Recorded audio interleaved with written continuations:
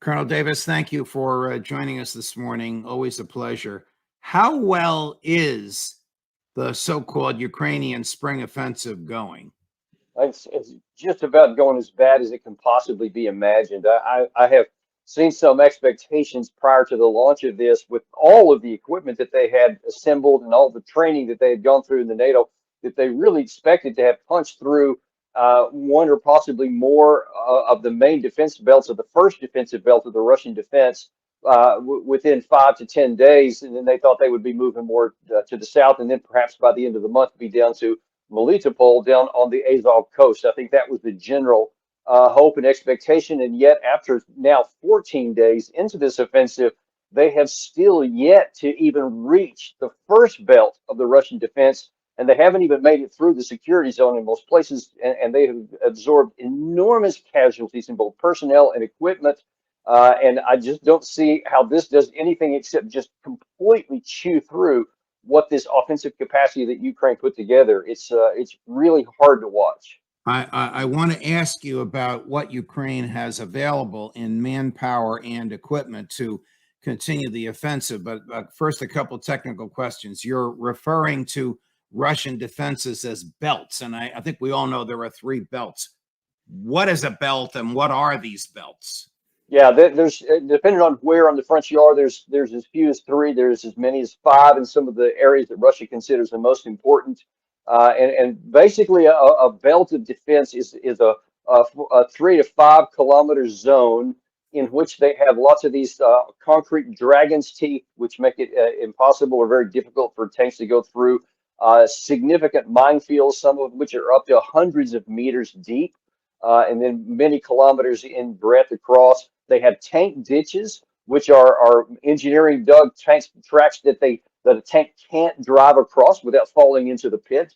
And then, of course, there's all the interlocking fire. There's what's called fire bags, where they have a hole in what appears to be a hole in the defense so that units can go into it. And then all of a sudden they're blocked, and then they get attacked from the sides and pre-sighted artillery, and then air power, and then other missile strikes. And so that's basically the further you get into the defense, the harder it gets, and the more units that Russia already has waiting for the Ukraine side there. Can we safely assume that Ukraine forces, certainly senior military command, know what to expect, that they know either from Ukrainian intel or from American intel about the nature, extent, depth, breadth, and strength of these belts? I mean, I don't see any way that anyone can not know what's awaiting them. Because, I mean, you don't have to go into the intelligence. You can go to the New York Times and the Washington Post have both published elaborate, for months now, detailed pictures with the Maxar and several other of these civilian satellite companies have developed photographs basically of many of these areas, and it was down to the exact location. So everybody knew what was there. What there may be some lack of understanding is the capacity that Russia has to execute these bands of defense. I think a lot of people had in their minds that like what happened in Kharkiv last year when Ukraine launched this surprise offensive in the north, that Russia ran. And I think that some of them had some ideas that that would happen again, but there was every reason to believe that was not going to be the case. But it's puzzling to me, with the knowledge that is out there in open source, that anyone would think that this was going to be a successful operation with the number of troops they had and the deficiencies that they have. How would you rank the defenses, 1 being lowest and 10 being the best? I mean, in modern history, there's not a top to this. I mean, we haven't done it. I mean, we haven't seen defenses of this nature really since World War II, maybe the Korean War. Yeah, the Korean War. We'll say that it goes as far back as that. Some of the Vietnam War, but since the Vietnam War, we've not seen this anywhere.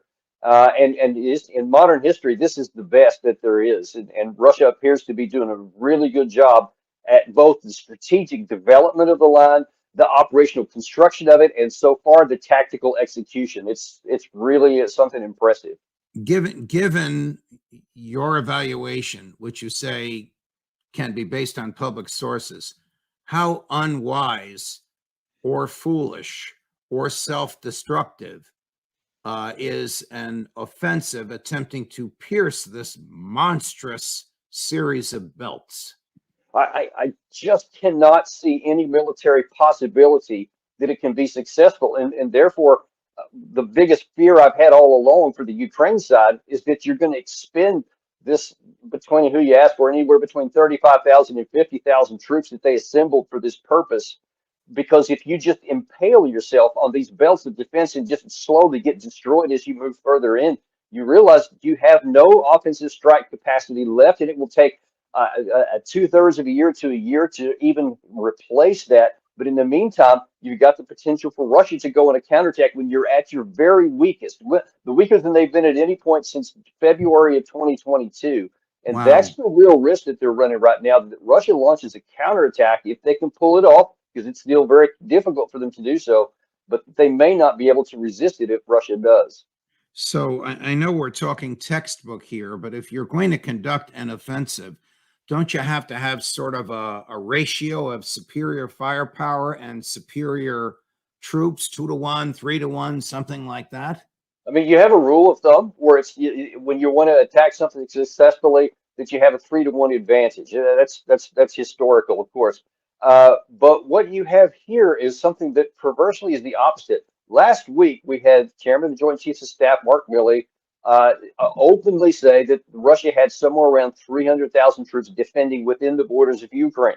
Now, going against this, you have an offensive force of somewhere between 35 and 50,000, i.e., 1 to 10 or 1 to 6 or 7 at the Wow. best, and depending on the location, Okay, so what the instead of ratios are different. 3 to 1, it's 1 to 10. It is far, far overwhelming against the Ukrainians. And if both sides were equally matched, obviously 1 to 10 is going to be just a nearly impossible thing to do. But the sides aren't evenly matched. The Ukraine side has nowhere near enough engineering assets to be able to breach the minefields. They certainly don't have the experience, but they also don't have the air power, the air defense, or the drone and the missile support. So they're deficient both in personnel, equipment, and in tactics. It's just an impossible task, and I don't know why they want to keep pressing it.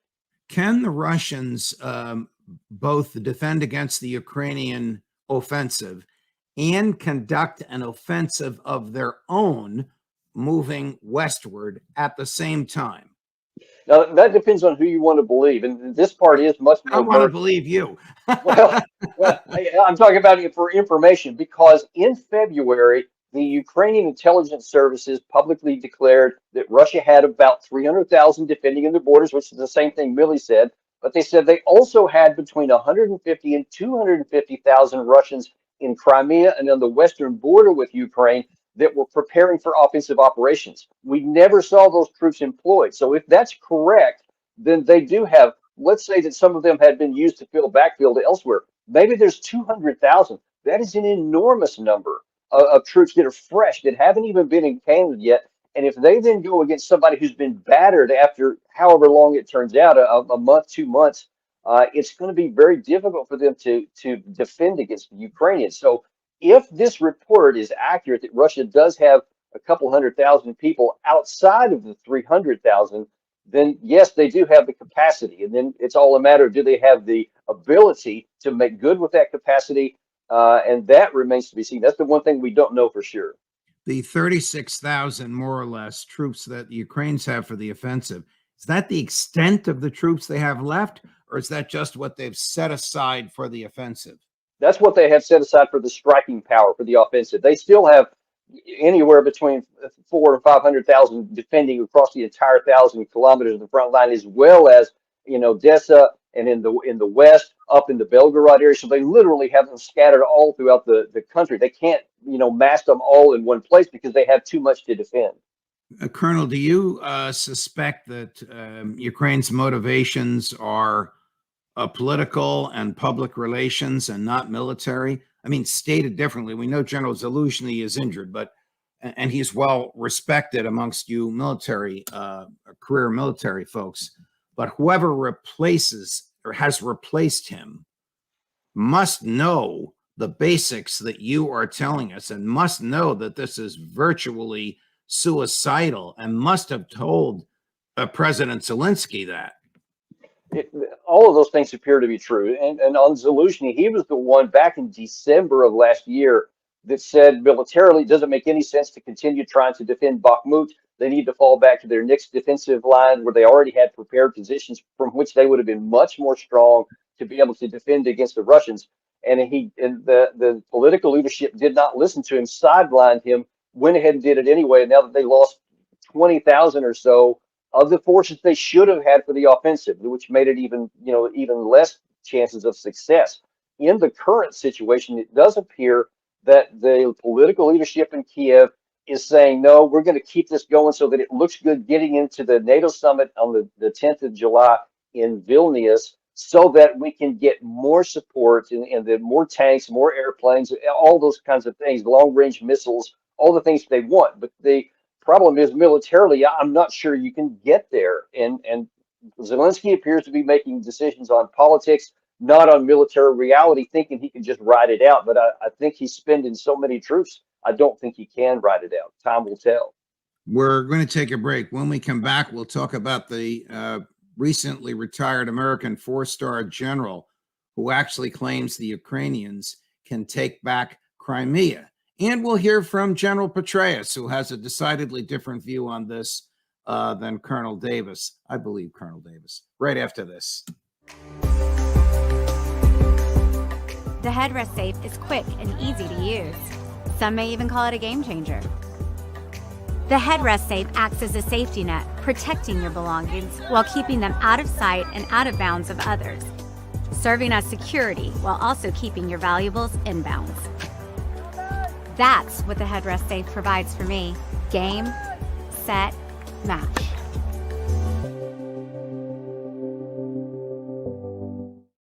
So General Ben Hodges, a retired four-star, the former commander-in-chief of U.S. military in Europe, actually said recently he believes that the Ukrainian military can take back Crimea.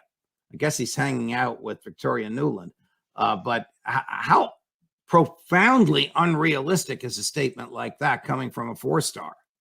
Look, I've been saying for literally months, taking an issue with General Hodges, who's been making that claim all this year. He's been saying, yeah, by August, he's stuck with that by August that Ukraine can liberate Crimea, the end of August. So he says, I really believe that once this offensive started and Ukraine clearly had no offensive forward movement, that he would revise it, but he didn't. He has stuck with it as of last week.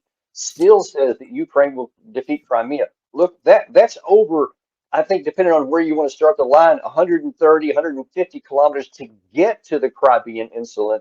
And so far, Ukraine hasn't been able to go more than 4 or 5 kilometers into the security zone of the Russia, haven't even gotten to the main security belt or penetrated it anywhere. And to suggest after 2 weeks where they can't even take small villages that somehow they're going to take 4 or 5 large cities in between here and Crimea, their start point, it just defies any kind of logic. And yet he's sticking with that. Let's see if you can sense any logic in this. Here's General David Petraeus over the weekend, this past weekend, with his view on the likelihood of success, got to say it with a straight face, of the Ukrainian offensive.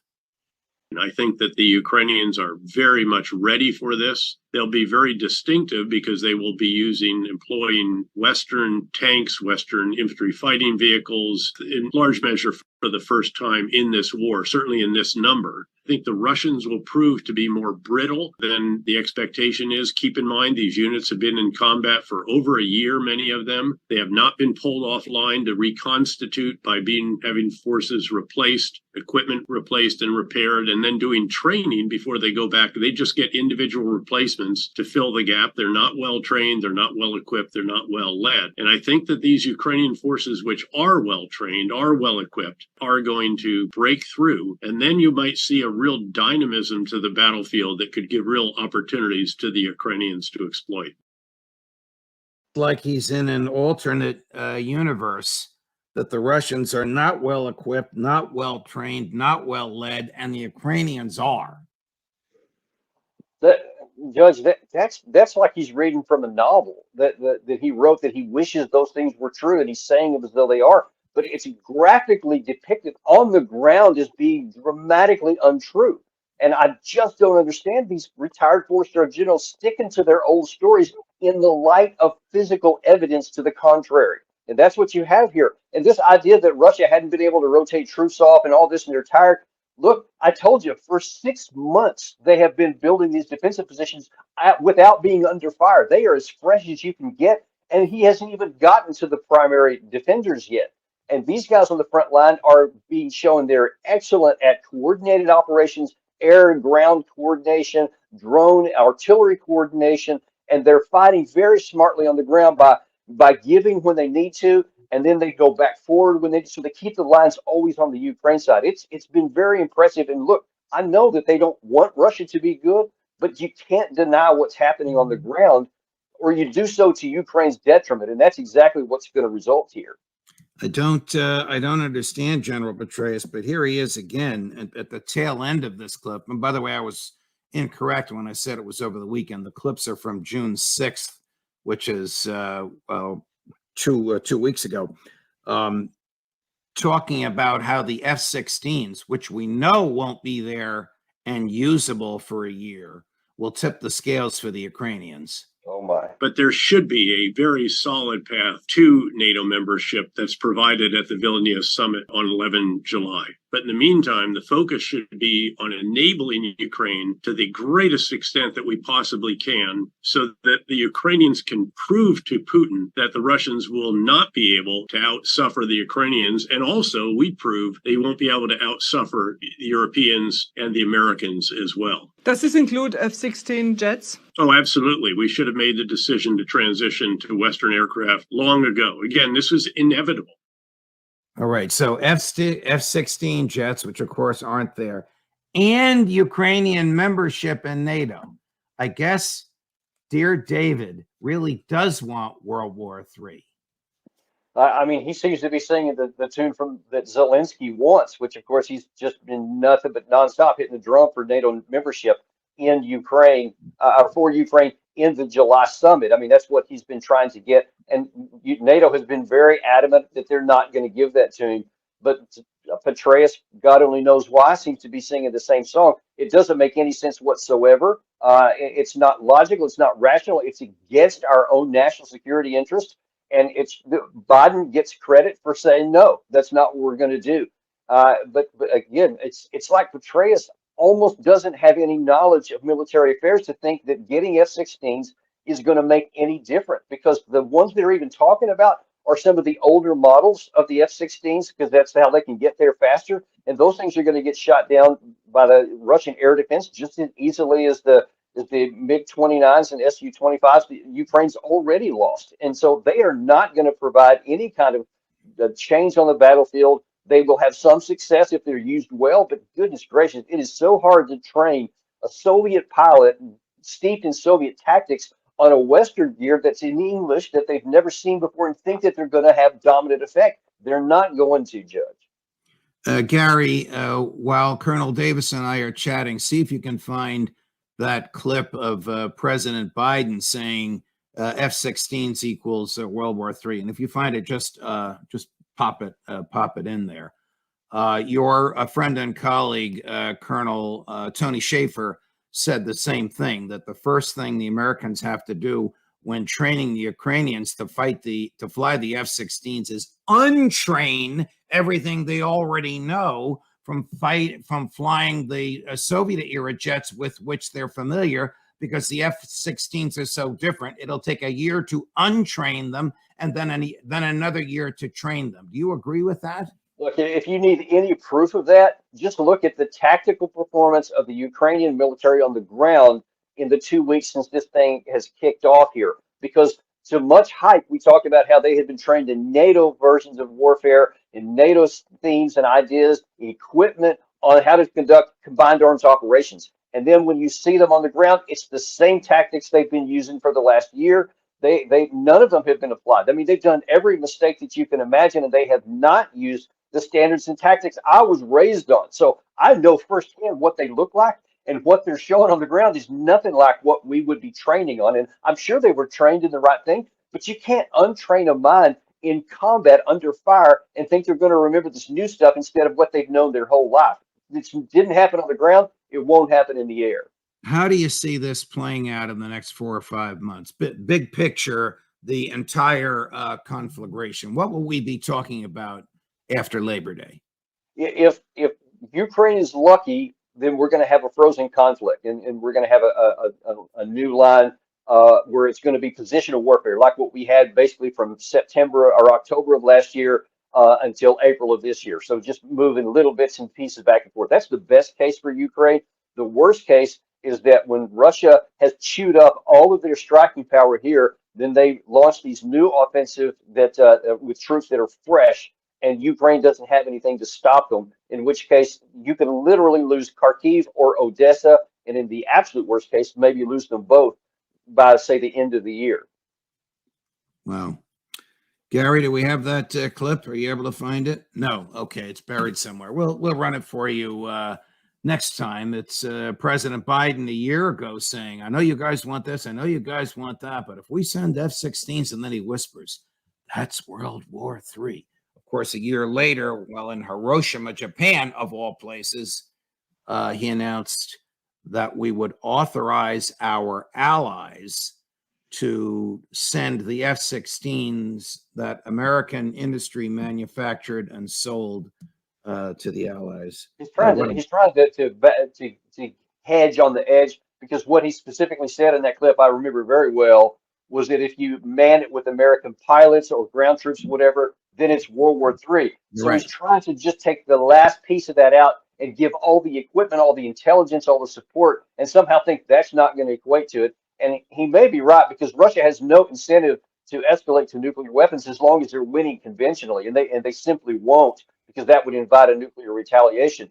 But in the event that they ever do the foolish thing and say, yeah, we're going to put Western troops in Western Ukraine, then everything could potentially turn upside down. And God help us if that ever happens. Colonel Dan Davis, always a pleasure, my dear friend. Thank you for joining Thanks a lot, us. Judge. More as we get it. Judge Napolitano for Judging Freedom. You want to feel safe in your vehicle. With access to your firearm that's both secure and convenient, the Headrest Safe keeps your firearm where you can access it and no one else can. It starts at theheadrestsafe.com.